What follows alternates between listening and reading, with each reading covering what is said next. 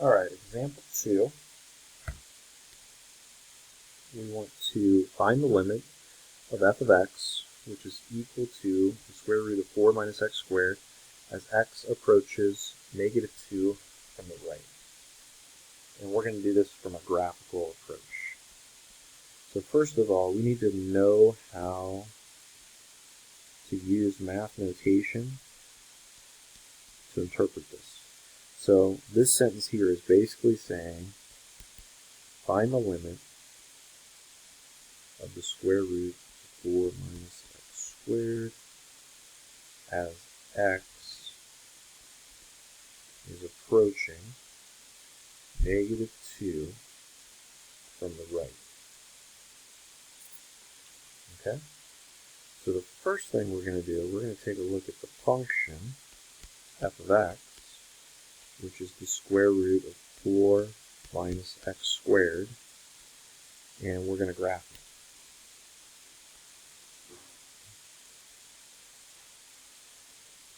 So again, as I said in the past, graphing is going to be really important to this class. So make sure that you brush up on your graphing if you need to. So I think the easiest way to graph this one is to plot points. Okay? So first of all, let's think about the domain. We've got 4 minus x squared. That has to be greater than or equal to 0. Right? So what I can do, I could subtract 4 and get negative x squared is greater than or equal to negative 4. And then I could multiply both sides by negative 1, so you're going to get x squared is less than or equal to 4. Okay? So if you think about when this would be true, this is going to be all values for x, the domain here, between negative 2 and 2. Okay? If I plug negative 2 into x squared, that's going to become 4.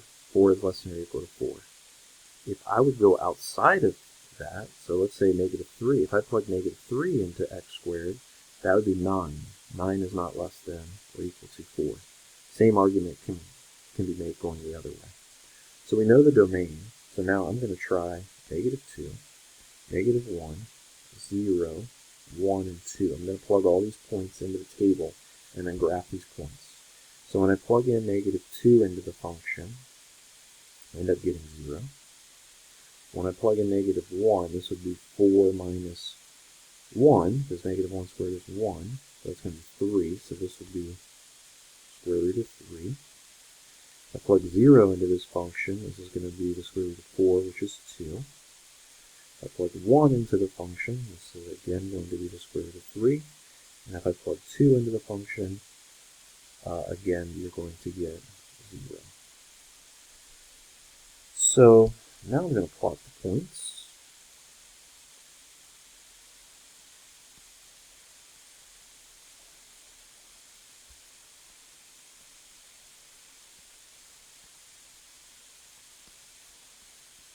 So when I plot negative 2, 0, that would be right here. I'm going to skip this one. That's goofy to graph. Then I'm going to graph 0, 2. That's going to be up here. Then I'm going to graph 2, 0. That would be here. So this is going to give me a semicircle. Okay, that's going to be the graph. Now we're going to look at the graph to analyze the limit. We want to take the limit of this graph as x is approaching negative 2 from the right. So that would be this way. Okay?